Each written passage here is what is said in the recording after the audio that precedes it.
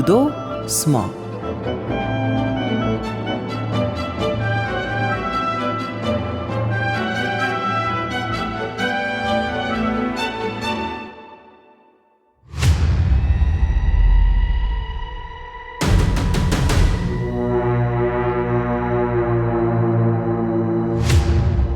Simur enosidis dipesta.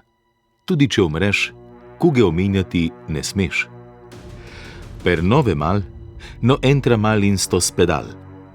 Če nočeš zbolet, nikar ne vstopaj v lazaret.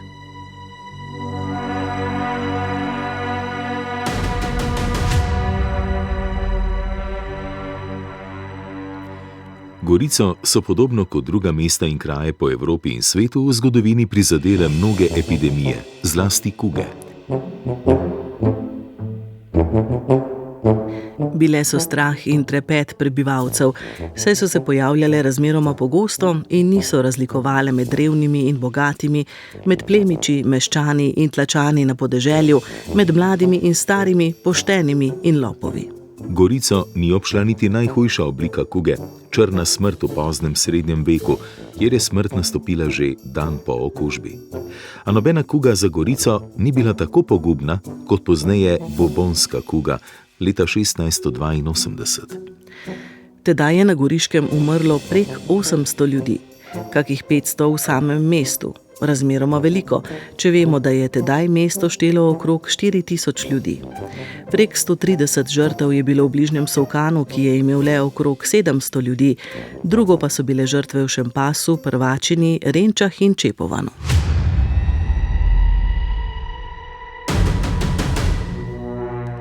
Zaradi tebe sem 5 karanten prebil. Zaradi tebe sem k vsem svetnikom molil. Zaradi tebe sem v knjige moral toliko pisati. Zaradi tebe čarovnic sem se nehal bati.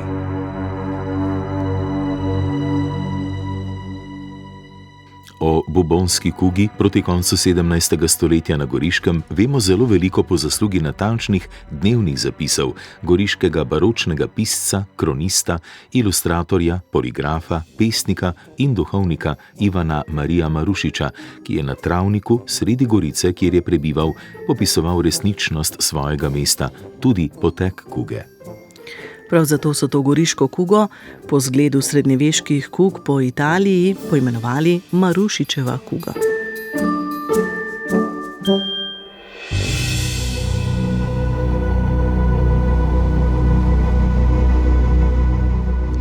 Ivan Marija Marušič, ki se je podpisoval kot Zan Marija, pa ni bil edini zgodovinski vir o kugi na Goriškem.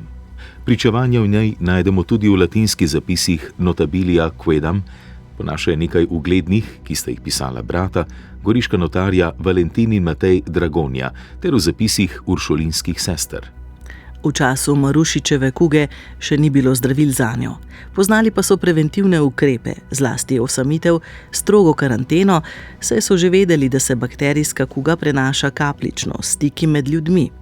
Iz tega časa je tudi rek, ki smo ga pogosto slišali v času covida pred nekaj leti: ostani doma.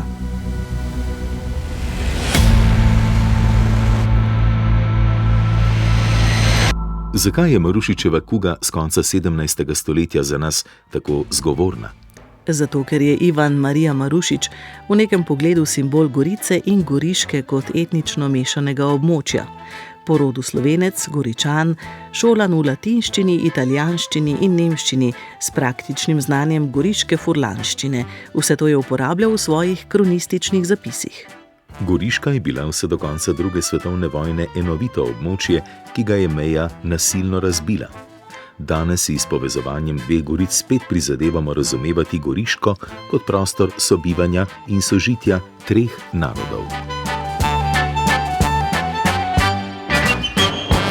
Preden preučimo Marušičevo kugo, se dotaknimo zgodovine epidemij, ki so morile po Evropi. O tem goriški rojak, zgodovinar profesor dr. Jernej Vidmar Bašin. Evropa se je soočala z velikimi epidemijami kuge že dejansko z antike naprej. Če samo omenimo kugo v času Marka Aurelija, Antoninska kuga, ki je takrat zdesetkala rimsko prebivalstvo. okrog leta 165 po Kristusu, začela se je tam nekako v Ogleju, to opisuje grško-rimski zgodovinar Galen, imenujemo tudi galenska kuga. Potem Justinianova kuga v 6. stoletju v Italiji, v času gotsko-bizantinskih vojn, ko so Bizantinci osvojili Italijo in so iz Konstantinopla, ko je izbruhnila ta velika kuga, prenesli v Italijo in je pomorilo kar 2/3 prebivalstva Italije. No, najbolj nam zloglasna je bila pa tako ena črna smrt iz 14. stoletja. Torej, izbruhnila je 1348 na Siciliji. Prišla je seveda iz Kitajske, kjer je 13 let prej pomorila po kronistih takratnih več milijonov ljudi in pol v 13 letih se je preko Indije, Perzije, Male Azije, se je pol Tatari prenesli na Krim, kjer so oblegali trdnjavo Genovežanov, Kafa, in takrat so pol genovežanske ladje priplule do Messine 1447-48 in takrat se je pol iz Sicilije se razširila po vsej Evropi in končala čez nekaj let v Rusiji 1353. Takrat naj bi pomorila tretjino prebivalstva Evrope, okrog 25 milijonov ljudi. Računa se, da je takrat štela Evropa okrog 75 milijonov ljudi. In tako da takrat je bila ta velika morija. No in kuga je od takrat naprej se pa pojavljala tako rekoč na vsakih 10 let. Obsežna je bila v času 15. stoletja, 16., 17. in se je pol v Evropi zaključila tam v začetku 18. stoletja. Nekje več se je zadrževala na Balkanu, potem pa dobimo še v 19. stoletju v Ameriki primere, ampak v Evropi se je zaključila tam v začetku 18. stoletja. Gorica in celotno ozemlje Goriške grofije je bilo obmejno območje Habsburškega cesarstva in stičišče z beneškimi deželami, od koder so pogosto prihajale epidemije. Kar se tiče naših krajev, Goriška je bila praktično tudi črna smrt, jo je zelo prizadela samo Slovenijo. Najprej ta zahodni del, Koroška, Tolminska, Goriška, leta 1348, potem 1349 pa še vzhodni del Slovenije. Nekatere kraje je totalno pomorila prebivalstvo. No in od takrat naprej so bile epidemije prisotne seveda tudi na Slovenskem, so se pojavile vsakih 10 let. Goriška ni bila izvzeta od tega, še posebej, ker je bila poleg Tolminska, poleg Krasa mejna dežela, torej mejila je na Beneško republiko, na Furlanijo in seveda na mejah, kjer se stikajo vojske, trgovci, je pol tudi prisotnost okužb večja. Ja. V 16. stoletju imamo več primerov kuge, tako na Goriškem kot na Tržaškem. Potem pa nekako v 17. stoletju pa imamo 4 take večje epidemije. Namreč 1623 se je iz Koroške razširila v Kanal. Samo so takratne goriške oblasti zaprle vse dohode nekako do Gorice iz Soške doline, tudi je bilo število umrlih manjše v Gorici, nekaj primerov je bilo, ampak ni bila tako velika epidemija, kot je bila kasneje. Potem se na Goriškem 1630, ko je izbruhnila ta znana Manzonijeva kuga, ki jo opisuje Manzoni v romanu Zaročenci, ki se je začela tam v Milanu 1630. Ta kuga je prizadela Furlanijo, Trst, Kras, Koprsko, Istro, se je pa Gorica precej izognila. Ko je imel Koper veliko epidemijo 1630, se je Gorica nekako temu izognila s preventivnimi ukrepi. No, kasneje imamo v 17. stoletju še primere 1670, so tudi prizadele Goriško. Največja kuga je bila pa leta 1682, imenovana tudi Marušičeva kuga. Takrat je pa Gorica se ni izognila, temveč je precej, lahko rečemo, nastradala, prizadela prebivalstvo.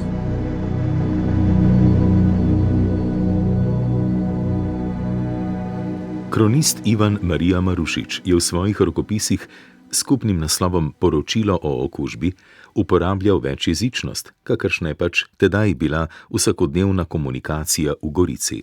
Značilno je sobivanje italijanščine in furlanščine z nekaterimi slovenskimi besedami in latinskimi vložki. Poleg kronike v prozi je v rokopisih o kugi tudi 23 sonetov, pisanih pretežno v furlanščini, ter 107 ris popremljenih z didaskalijami in verzij v furlanščini.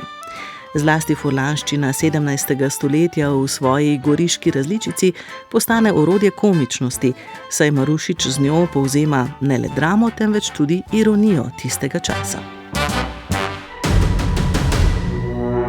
Burke živi, ki ste me zasmehovali, ko zaprt sem tiča v karanteni. Od kuge stran ste vsi bežali, a ne od rim, ki pomagajo vam in meni. Torej, Ivan Marija Marušič je zanimiva osebnost 17. stoletja, rojen je v Gorici 1641 in umrl je prav tako v Gorici 1712. Šolal se je pri jezuitih v Gorici, nato v Celovcu. Kasneje so ga pa Klarise Opatinjak iz Klaris, samostalna Klaris v Gorici, ga je povabila, da je postal spovednik in kaplan pri Klarisah. Bil je zelo ena zanimiva osebnost, ne samo, da je bil duhovnik, ampak je bil tudi kronist, eden prvih, lahko rečemo, že novinarjev tistega časa, če ga lahko tako opredelimo, verzifikator, pesnik, skratka ena taka zanimiva osebnost. Ohranjenih je več rokopisov Marušičevih, recimo, ko je rokopis, ko opisuje nastanek samostalna Klaris v Gorici. Potem zanimalo se ga predvsem področje smrti, tudi kot duhovnika. No in zanimiv je tudi njegov rokopis z naslovom Nasilne smrti na Goriškem. In nekako vzame ta razpon od 1641 do 1704 in opisuje vse te nasilne smrti na Goriškem, torej od obsojencev do nasilnih ubojev, do dvobojev in tako naprej. No in ena najbolj zanimivo delo je pa vsekakor njegov dnevnik o kugi iz leta 1682.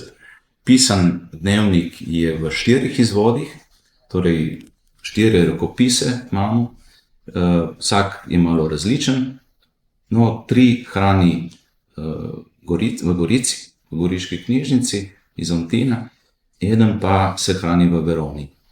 No in v tem dnevniku on zelo natančno opisuje goriško kugo iz leta 1682. Začne se tam z majem 1682 in se zaključi tam spomladi aprila 1683. Nekako njegova relazione della peste in Gorizia, del Goriziano, je razdeljena na 3 dele.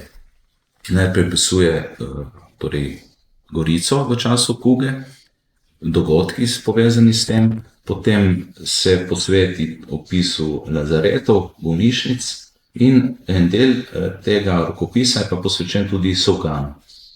No, poleg Marušiča moram še to povedati, so še naslednji viri. Dnevnik sester Uršulink, ki so imeli svoj samostan v Raštelu, in potem je pa še dnevnik Valentina in Mateja Dragonje, to sta bila pa brata, ja, notarja iz Gorice. In tudi ona dva opisujeta neki teh dogodkov v času kuge. Poleg teh virov je pa pomembno tudi iskati vire v župnijskih knjigah, mrliških župnijskih knjigah. Jaz sem to malo pregledal v Škofijskem arhivu Koper. Sicer je iz tega obdobja malo ohranjenih knjig, ampak recimo nekaj podatkov imamo za Črniče, župnijo Črniče. Največ podatkov pa prinaša župnija Solkan, mariška knjiga župnije Solkan, kjer je cel seznam umrlih za kugo v letu 1682. Tako da iz Marušičevega opisovanja in vseh teh virov, ki jih imamo na razpolago, lahko pridemo do zaključka, da je število umrlih bilo nekako na Goriškem, na ožjem Goriškem okrog 800. V sami Gorici 500, Marušič to točno opisuje, celo on napiše 248 moških je umrlo, 250 žensk. Gorica je takrat štela, se računa, okrog 4000, nekaj več ljudi, torej pomrla je 1/8 ljudi na goriških Meščanov. Kar sem šel po literaturi, malo po verih, dobimo po naslednje številke še za Solkan. V Mleški knjigi Solkan je zabeleženih 123 umrlih. Solkan je imel takrat okrog 700 ljudi, tako da je kar visoka številka. To je čas nekako od tej mrliški, nekako od avgusta do novembra. Zdaj, Marušič omenja celo 130 ljudi. On štarta že z junijem, ne? Tako da je tam številka 123 od 130 umrlih v Solkanu. Potem je 81 ljudi je umrlo v Šempasu, ki je bil tudi izvor kuge na Goriškem. No, potem prizadela je kuga še Renče in Prvačino. Kako v Renčah bi bilo okrog 36 umrlih, v Prvačini 28 umrlih, potem pa prizadela še Vrata in Čepovan. Za tiste kraje pa nimamo nekih prav številk takih. Tako da okrog 800 ljudi je umrlo na ožjem Goriškem. Ko je recimo začela sama epidemija, tako je bil v času covida, ko smo malo so oblasti nekako računale med kaj narediti, med zdravstvenimi ukrepi, kako zaščititi ljudi in med ekonomskimi posledicami zaprtja. In tako so tudi že takrat vedeli so, da če bodo goriška dežela vsem razbobnala, da se je začela v Gorici ena velika kuga, bojo ostale dežele vse zaprle in bo posledično še lakota poleg kuge.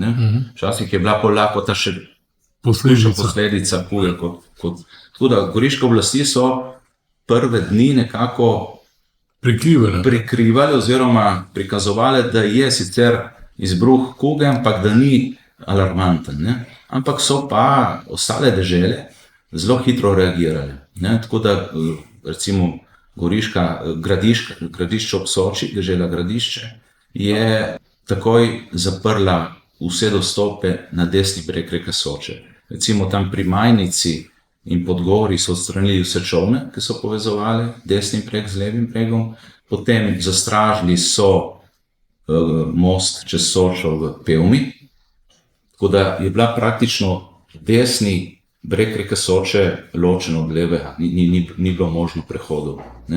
Prav tako so reagirale recimo gospodstvo Kanal, pa Križ, Vipavski križ, takrat Sveti križ, so zaprle dohode v Vipavsko dolino in celo dežela Kranjska je poslala četo vojakov na Razdrto. Tako da je nekako izoliran bil ta ožji del Goriške. Tako se je tudi kuga omejila na ta prostor in je bilo v primerjavi, recimo, če primerjamo koprsko kugo iz leta 1630, ki je del te Manzonijeve, ki se širi iz Furlanije tudi v Istro. Takrat je primerljiva, ker je Koper bil približno toliko prebivalcev ne bi imel, kot imela Gorica, je bilo takrat precej več mrtvih. Se šteje celotna koprska 3000 ljudi, saj po poročanju Podesta, koprski je o tem poročil. Tako da je bilo na Koprskem precej več, 2/3 prebivalstva, ker so bili ukrepi so razmerno blažji. Sicer Koprčani so zaprli Milje, tam se je začela iz Benetk v Milje, medtem ko na Goriškem so to kar zaprli ožji del Goriške. Tako da je verjetno v tem iskati, da je bila huda kuga, ampak vseeno so razmerno primerjavi z ostalimi blažje. Iz teh podatkov Marušičevih tudi vemo, da niso umirali od danes na jutri, torej to je bila drugačna kuga. Kakšna? Ja, ona bubonska kuga, torej ta nekako dve vrsti, ta bubonska kuga, kjer se te zatečejo bezgavke in umiraš počasi. Potem pa še je bila ta ključna kuga, ko so umirali hitreje, tako da je bilo umiranje počasneje. Zdaj, kakšni so bili ukrepi, zdaj, če si zbolel ali pa si bil v hiši okuženih, so organizirale goriške oblasti lazarete, tako ene lazarete, to so bile na hitro postavljene bolnišnice. Ne? Kje so bili ti lazareti? Kar omenja Marušič, naj bi bili na Kornu najprej, potem na Kapeli, kjer so bili bratje karmeličani, potem naj bi tudi na Grčni, to je del Nove Gorice, in tam so tudi pol pokopavali mrtve. Kasneje so podprli še avgusta še lazaret v Štandrežu, septembra pa tudi na Pjacuti v Gorici. Ne? Ampak moram povedati, da danes je to vse del mesta, bodisi Gorice in Nove Gorice, Ja, tako. ampak tiskrat je bilo to kar Podeželje, zunaj, ne? Podeželje oddaljeno Od centra, ja. centra. V lazaretih so pol tudi pokopavali mrtve, ne? Tako da, če si končal v lazaretu, ali si preživel, ali si pač tam umrl. Ne?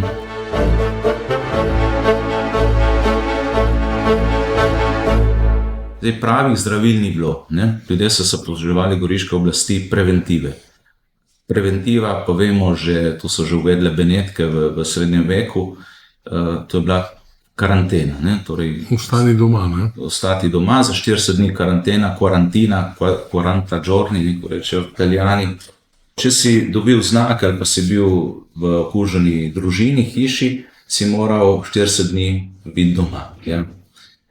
Zdaj, bolj premožni ljudje so ostali doma in so hišo označili z zapnenim Andrejevim križem. Če so bili ti križi na vratih, si vedel, da se tam ne smeš približevati, ker so ali umrli ali okuženi, tako da so kraj nevarni. Zdaj, reveži so pa večinoma končali v lazaretih. Bogati so lahko doma preživeli, ker so bili premožnejši in so imeli neke, recimo, zaloge hrane in tako naprej. Medtem ko reveži so pa večinoma končali v lazaretih. Ne? Zdaj, kar se tiče, eno je bila, torej, ko smo rekli, karantena, izolacija, ker to so vedeli, da se kuga širi kapljično ali z dotiki. Drugo je bilo, da so domove razkuževali umrlih ali pa bolelih z živim apnom. Kar se tiče lazaretov, na koncu so vse lazarete zažgali, ko je končala kuga. No, potem pravih zdravil ni bilo, so bili pa neki preventivni ukrepi. Recimo pri uršulinkah, iz dnevnika uršulinki izvemo, namreč uršulinke so, ko se je začela kuga v Gorici, so ostale v Gorici, so se zaprle v njihov samostan na Via delle Monache, to je del Raštela, danes tega samostana ni več, ker je bil pol po prvi svetovni vojni podrt in pol, ko je Mussolini širil tam cesto, so pol podrli in so uršulinke preselile na drugi konec Gorice. One so se, ko je začela kuga, so se zaprle, imele so preparate iz zelišč in tisto so vdihavale, ter so žvečle brinovo zrnje namočeno v kisu. To je bilo preventivno. Poleg tega so pa seveda imele pripravljeno, v slučaju, če bi prišlo do okužbe v samem samostanu, posebno sobo za izolacijo in seveda že skopan na vrtu grob, če bi prišlo do smrti. Zanimivo je pa bil tudi še en pripomoček, terjak, to je za jačanje srca in za blaženje bolečin. To pravi terjak, to je skoncentriran sok iz jagod črnega bezga. In to ne bi bilo, ne samo tle pri goriški kugi, ampak tudi že prej v srednjem veku so to nekako poznali kot neko blaženje. Ampak seveda, največkrat je bilo pa učinkovito, koliko si bil ti telesno močan. Če si bil telesno močan, si tudi preživel buponsko kugo. No, zdaj, kdo je skrbel za te obolele? Ali so bili to posebni zdravniki, meščanski v Gorici? Največkrat pa so bili tako eni picikamorti, so jim rekli, ne? Grobari. Ti so pač odvažali ljudi v lazarete, jim tam pomagali in jih tudi pokopavali.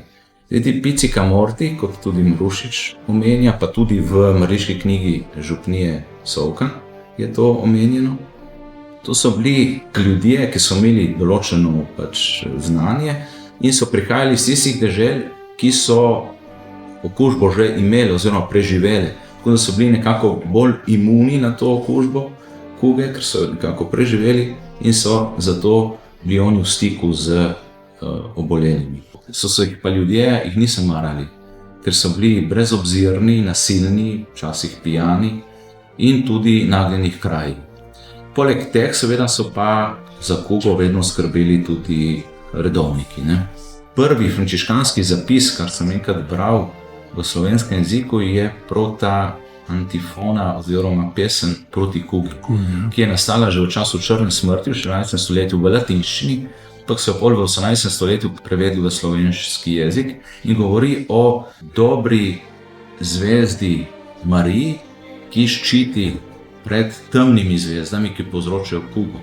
Namreč že od srednjega veka naprej je bila ta verovanje, da je kuga povezana tudi z nebeškimi telesi, da so zvezde nekako prenašalke kuge. In tudi recimo Marušič omenja, da se je konec avgusta pojavila komet in da je 14 dni, da so ljudje videvali komet nad Gorico.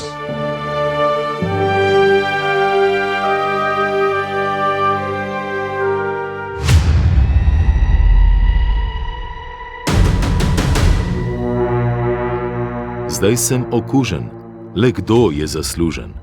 Kukuluta. Kako je sploh do kuge prišlo? Kdo je prinesel kugo v te goriške kraje? Ta kuga ni bila osamljen primer. Namreč tam obdobje 1678 do 1683 je kuga razsajala na širšem tem področju, od Dunaja do Ogrske, tudi je v zgodovini prav ta obdobje eno najhujših obdobij kužnih bolezni, kuge na Slovenskem, poleg tiste črne smrti. Namreč začela se je tam v Bratislavi, potem je bil Dunaj, imel veliko žrtev in potem se je širila na Koroško, Štajersko, na Kranjsko in na Hrvaško. In iz Hrvaške je v Gorico, na Goriško, prinesel kugo Primož Velikonja, to je bil tolminski trgovec konji, ki je iz Varaždina, kjer je razsajala kuga, prišel na Goriško in je bil namenjen pa na sejem konj v Videm. In ta Primož Velikonja pride na Goriško s konji, jaha konja, pri Ajdovščini ga vidijo, da ima neke simptome, da pade parkrat s konja, se pobere, gre naprej mimo Vitolj in se ustavi v Šempasu. In tam prenoči, noč 17. in 18. maj, naslednje jutro ga dobijo mrtvega. No in v Šempasu so takoj javili goriškim oblastem, prišel je goriški gestalt, prišel je tudi zdravnik, vendar nista prepoznala znakov kuge. Na Goriškem so takrat praznovali Binkošti, potem so praznovali tudi rojstvo drugega sina cesarja Leopolda I. Tako da konec maja se je že govorilo, da v Šempasu umirajo ljudje. Pa se je govorilo, da mogoče gre za koze, za druge stvari. No in tako se je pol kuga razširila v mesecu juniju. Prvi tak primer v Gorici je bil Tomaž Gaban, to je bil konjušnik, ki je delal pri plemičnih Rabata v Gorici in on je nekako prvi primer umrlega za kugo. No in njega je oskrboval pol duhovnik, tudi ta duhovnik Martinelli je umrl. Tisti, ki ga pa Marušič nekako označi kot krivca, da se je kuga širila po Gorici in tudi v Solkanu, je bil pa Andrej Lampretič, imenovan tudi Kukuluta oziroma Marčin. In ta Andrej Lampretič, ko ni kazal nobenih znakov kuge, je umrl in na njegov pogreb so prišli več ljudi, tako da je kužil že na samem pogrebu. In on naj bi bil tisti, ki pol po Marušiču širi kugo po Gorici in po Solkanu in povzročitelj tolikih smrti v teh krajih.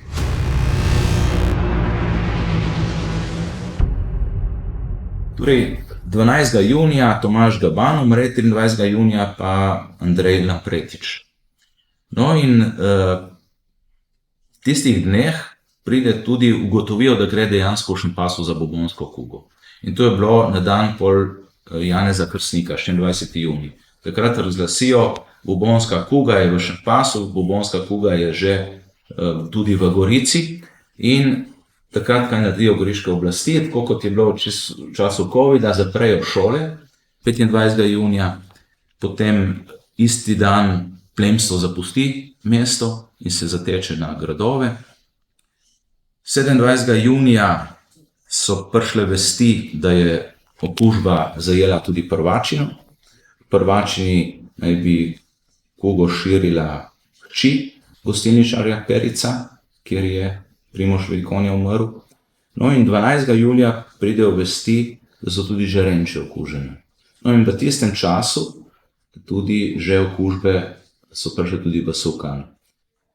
V Solkan je zanesel kugo Simon Kancler, ki je delal v Gorici, je prišel v stik tudi s tem kukurutom in on je pol zanesel kugo tudi v Solkan. No, potem 2. julija so Kraševci zaprli dostope čez Vipavo in so imeli namen porušiti most čez reko Vipavo pri Mirnu. In so goriške oblasti poslale vojake, tako da je prišlo do spopadov med vojaki in Kraševci.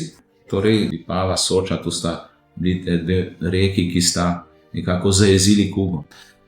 Torej, kuga v Gorici je nekako razsajala 8 mesecev, nekako od junija do januarja. Ne? Recimo, junija, ko se pojavi v Gorici, je bilo samo 7 primerov mrtvih. Potem pa kar naenkrat poskoči v mesecu juliju, ko je že 141 mrtvih v Gorici. Avgusta narase število mrtvih na 152, potem pa počasi pada. In imamo pol v mesecu septembru pol 75 umrlih, oktobra 50 mrtvih, novembra 16 in zadnji je bil januar 7 mrtvih. Potem pa ni več primerov umrlih. Ampak formalni konec naj bi bil marca, ne? Ja, formalni konec je bil marca, ampak ti hujši meseci so bili pa mimo. Ne? Zadnji primer umrle za kugo je bila gospa Ana Broza v Gorici. Konec januarja so oblasti že počasi se začelo že prvo trgovanje. Ljudje, če si bil okužen, si imel 40 dni karantene, ampak ta splošna karantena so povedali zelo pozno, sicer 6. novembra, ko je bila kuga že šla proti koncu. Takrat so povedali splošno karanteno. Naznanil jo je bobnar po mestu in takrat je bilo zapovedano, da morajo biti vsi v hiši. Lahko je šel vsako toliko kakšen član družine, da je šel po hrano, če ne pa je bila to stroga zapoved biti v hišah. Če so te zalotili, da si taval po mestu, so sledili pretepi s palico ali pa celo izgon za 40 dni iz mesta. So se pa dogajali tudi primeri, ko so ljudje kradli po hišah. In Marušič opisuje potrato, pomeni ženska potrata, ki so jo našli, da je kradla v hišah, kjer so umrli ljudje, oblasti so jo ujele in so jo pol obesili za roke v posmeh, torej dejanjem, ki jih je počela.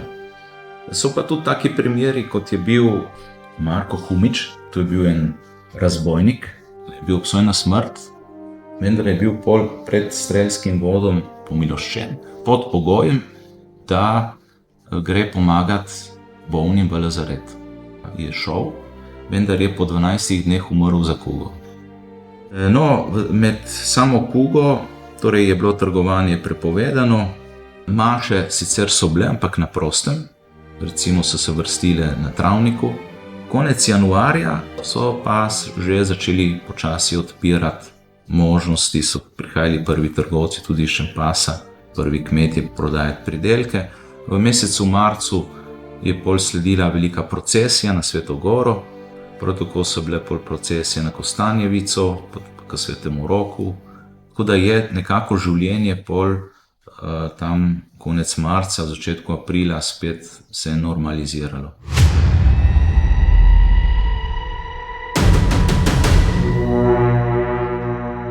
Finita la pesta, allora disset partida.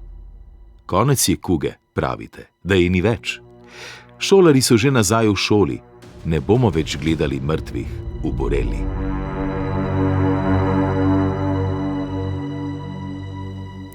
Bubonska kuga leta 1682 je poleg Gorice prizadela tudi okoliške kraje, ki so bili trgovsko in upravno povezani z njo.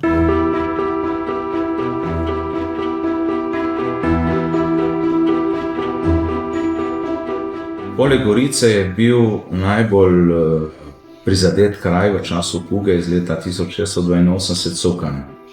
O tem priča Marušič piše in zelo dragoceni podatki so tudi iz mrliške knjige župnije Cokan. No in kuga sama je prizadela kar 41 cokanskih družin.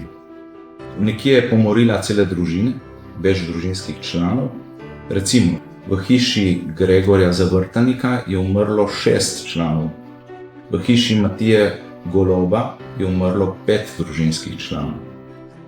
Prizadete so bile še družine, recimo Devetak, Toljak, Kancler, Čargo, Gorjans, Kacafura, Abramič, Milost, Jug, družina Jug, recimo Bitežnik, Srebrnič, Figel, Španjol, Plenčič. Kuga je prizadela tudi nekatere sokanske plemiške družine.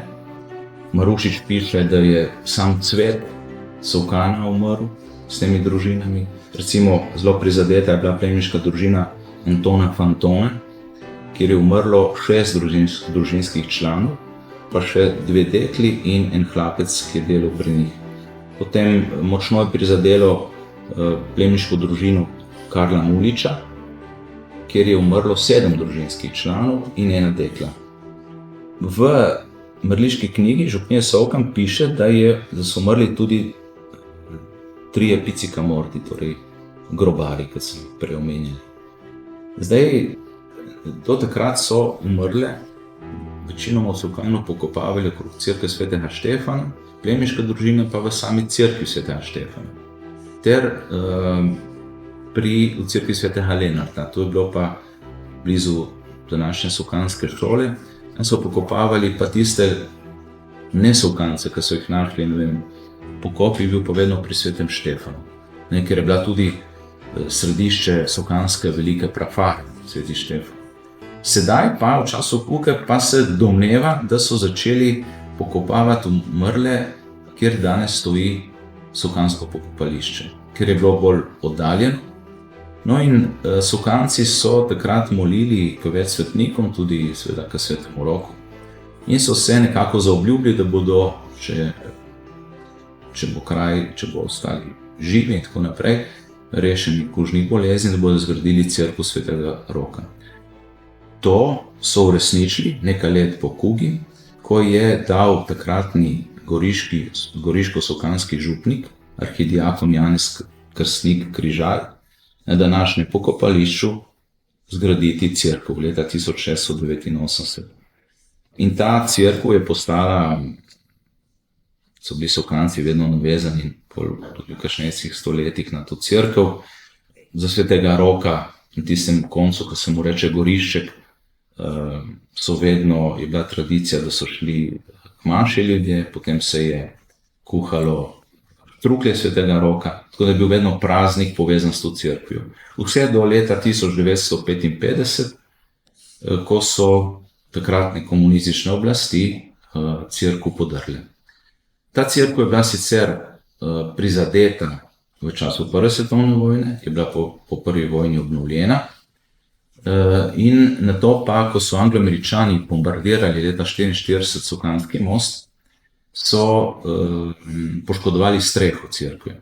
No in v času cone A je imel se takratni župnik že dogovarjal z obrtniki, da bo cerkev obnovil, potem je prišla priključitev in takratne oblasti pa pol niso več dovolile. In je prišel ukaz, to so dokumenti dokazljivi, kjer piše, da je treba cerkev podreti da bodo s tem pridobili nekaj več grobov na Sokanskem pokopališču. Ludvik Zorzut, kulturni delavec, pesnik, torej ustvarjalec, je bil proti temu. Takrat je bil on upravnik novoustanovljenega Goriškega muzeja in arhiva in je podpisal oblastem, svoje mnenje podal, da je škoda podreti cerkev, ker da ima določen tudi kulturni pomen in da je ena taka povezava s krajem, zgodovinska, namreč okrog te cerkve so se v času tolminskega punta 1713 zbirali tolminski puntarji, preden so odšli v Gorico in tam naj bi se srečali tudi z goriškimi oblastmi, preden so naslednji dan šli iskat prvico v Gorico. Tako da je cerkev živela s krajem, ljudje so jo imeli zelo radi, krajani, za časa Svetega Roka so takrat kuhali štruklje Svetega Roka, bile so maše in tako naprej.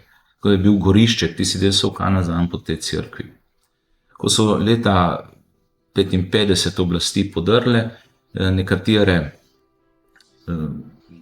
elemente iz te cerkve naj bi kar porabili za utrjevanje novo zgrajenih cest po Solkanu in Novi Gorici.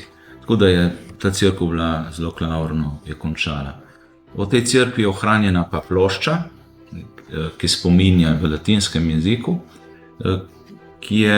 katero piše, da je Janez Križaj, goriško-solkanski župnik, da postavi cerkev leta 1689.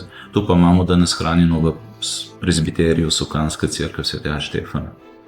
Zdaj, poleg cerkve Svetega Roka v Solkanu ni dosti cerkva povezanih prav s to kugo iz leta 1682. Ena taka cerkev lepa je v Gorici. To je pa cerkev, ki je nastala že konec 15. stoletja, bolj kot kapela, je bila pa pol povečana v času kuge iz leta 1623, torej na začetku stoletja, ko je bilo nekaj primerov umrlih tudi v Gorici.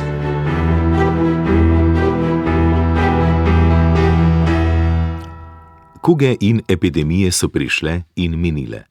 Hudo je bilo zaradi žrtev, ki so jih objokovali, a spomin nanje je bledel in zamrl v naslednjih generacijah.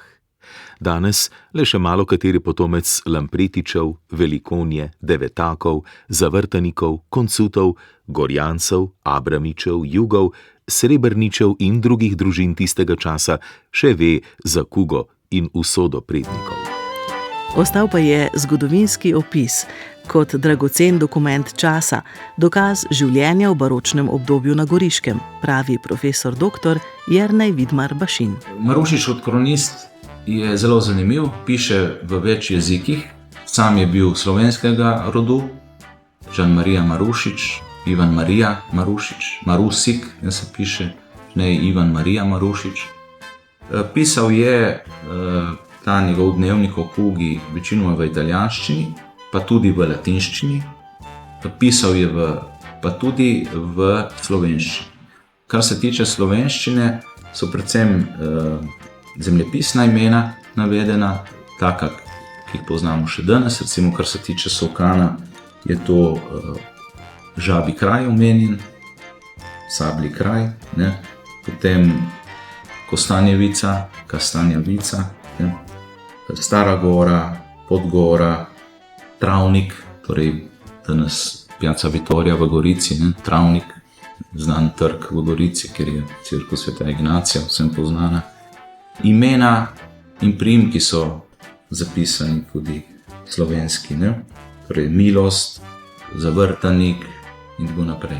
Kar je pisal v verzih, je bilo pisal v furlanščini. Ja, to, kar je pisal v verzih, je bilo pa pisano v takem ironičnem tonu in sicer v furlanščino. Furlanščina se je prav zaradi tega, da bi malo omilil vso to tragičnost, je pisal v furlanščini.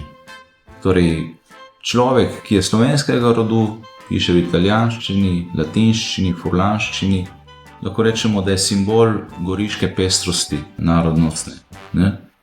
In je lahko tudi zelo aktualen za ta čas, 2025, ne, Evropska prestolnica kulture, Nova Gorica, Gorica, ta čezmejnost in je Marušič vsekakor simbol tega našega prostora, te naše bogate Goriške, ki je bogata prav zaradi tega, ker je stičišče več narodnov in narodnosti. Ne. To je bila oddaja Kdo smo? Z naslovom Goriška kuga 1682, imenovana tudi Marušičeva kuga. V njej je govoril zgodovinar dr. Jernej Vidmar Bašin, profesor zgodovine na Škofijski gimnaziji v Vipavi. Oddajo sva povezovala Dejan Kaloper in Mateja Perpar. Tonski mojster je bil Max Pust, avtor oddaje je Ivan Merljak. Oddaji lahko spet prisluhnete prek spletnih strani Radio Televizije.